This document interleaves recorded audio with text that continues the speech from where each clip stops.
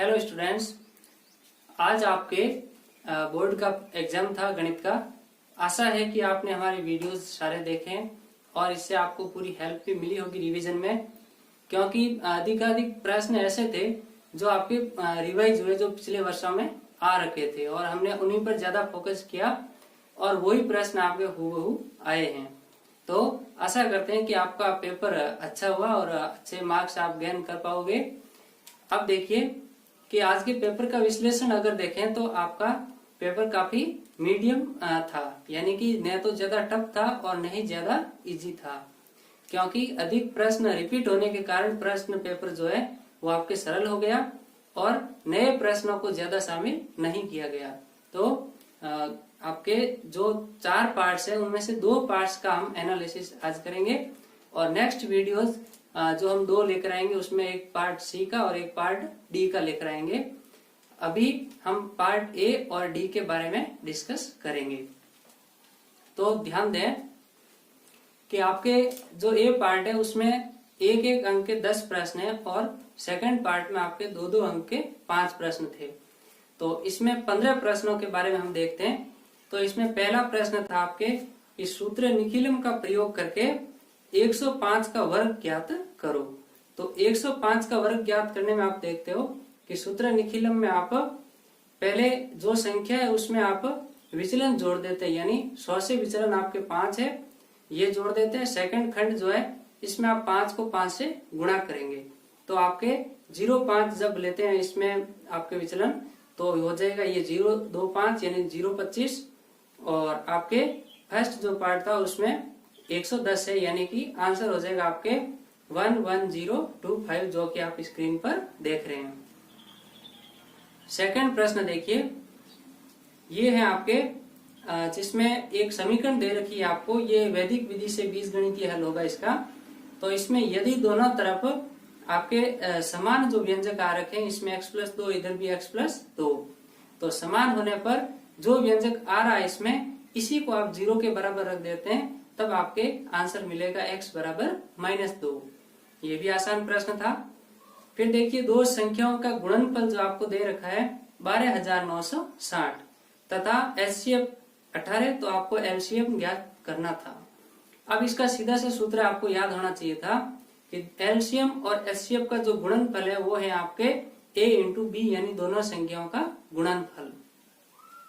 जब आप इसमें वैल्यूज पुट करके आप जब इसको सॉल्व करते हैं तब आपको मिलता है इसमें LCM बराबर 720।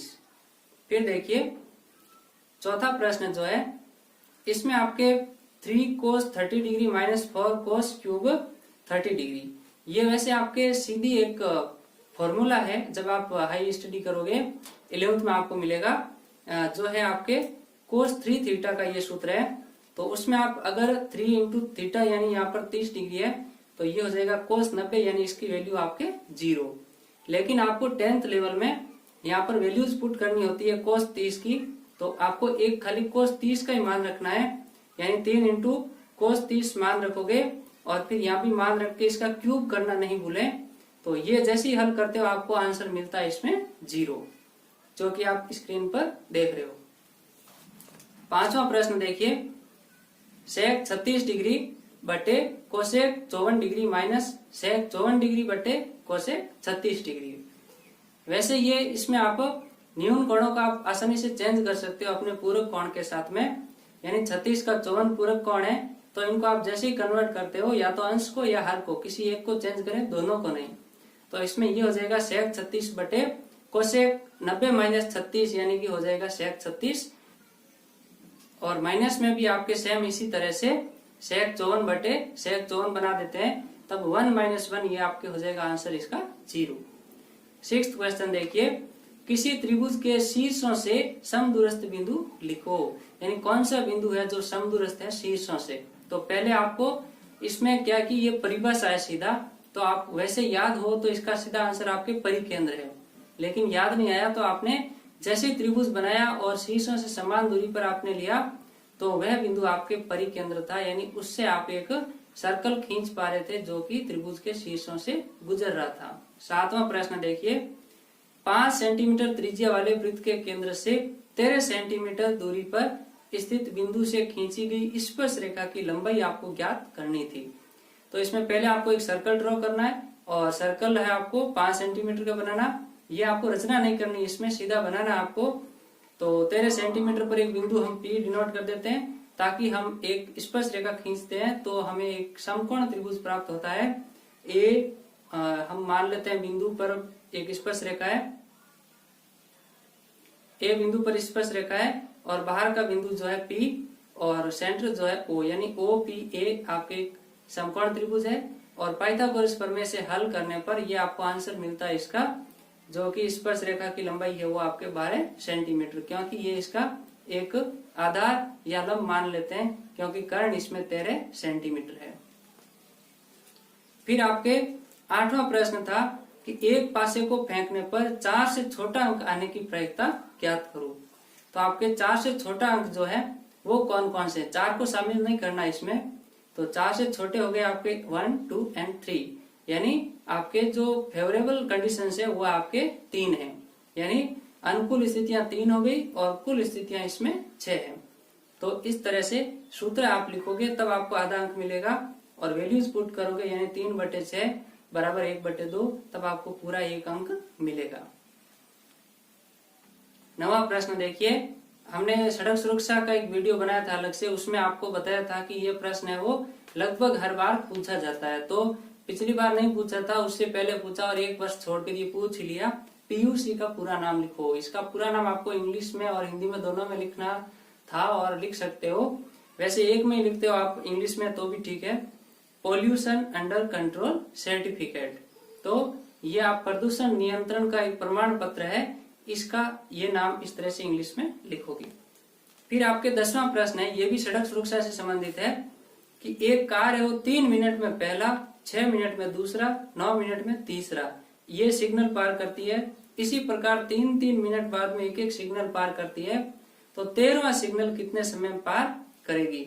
कुछ बच्चों का दिमाग इस तरह से चलता है कि वो डायरेक्ट भी 3-3 जोड़ के और 13 सिग्नल बना देते हैं, तब भी आपका आंसर मिलेगा और राइट आंसर होगा, इसमें घबराने की आवश्यकता नहीं है। तो इस तरह से जैसे ही आपने इसकी समांतर श्रेणी बनाई तो इसमें 3, 6, 9 इस तरह से स्टेप्स लिए आपने और 13 पदों को आपने लिखा, तो 13वां पद कौन सा होगा। इसमें कदापि योगफल सोचने की भूल नहीं करनी चाहिए थी, आपको इसमें 13वां पद ज्ञात करना है, यानी nवां पद जो है आपके ये हो जाएगा जब a + n-1 × d फॉर्मूले में पुट करोगे तो आपके 39 मिनट्स इसका आंसर होगा।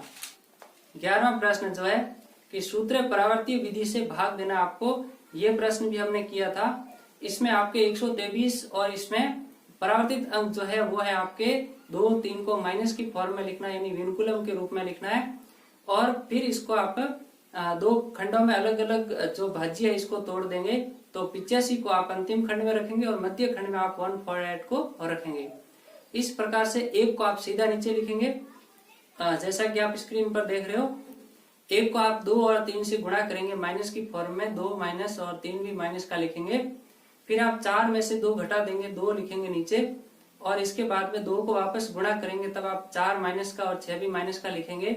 इस प्रकार फिर आप अगेन 8, 3 और 4 को हल करके 1 लिखेंगे और इस तरह से वापस गुणा करके आप जब लिखते हो तो आपको शेषफल मिलता है 0-2 और आपको जो भागफल है वो मिलता है 1:1। इस प्रकार से ये भी प्रश्न आपके बिल्कुल आसान था। फिर 12वां प्रश्न देखिए, 7/80 का आपको प्रसार है वो शांत या अशांत आवर्ती लिखना है, यानी इसमें आपको जब हर का जब आप करते हो गुणनखंड तब आपको मिलता है 2 की घात 4 × 5। ये इसकी शर्त है कि 2 और 5 के ही गुणनखंड होने चाहिए, तब आपके ये इसका प्रसार है वो शांत होगा हमेशा, तो इसका प्रसार शांत आंसर है आपके। फिर देखिए 13वां प्रश्न जो है इसमें आपको दे रखा है कि 14 सेंटीमीटर त्रिज्या का एक वृत्त है और इसके त्रिज्यीय खंड द्वारा केंद्र पर जो कोण बन रहा है वो आपके 90 डिग्री है। तो वृत्त के लघु त्रिज्यीय खंड के चाप की लंबाई आपको ज्ञात करनी थी। इसमें आपको सीधा सूत्र लगाना था क्योंकि आपको पता है कि परिधि लंबाई कितनी है 2πr, और जब इसमें 90 डिग्री जो है इसके द्वारा त्रिज्यीय खंड है तो आपको 4 का भाग लगा देना है, क्योंकि 360 डिग्री होता पूरा, तो 2πr में 4 का भाग लगाया तो ये आपके हल करने पर πr/2 हो गया। फिर जैसे आप वैल्यूज पुट करते हो तो ये आपके हो जाता है 14 इंटू पाई बटे 2 यानी बराबर हो जाएगा 7 पाई।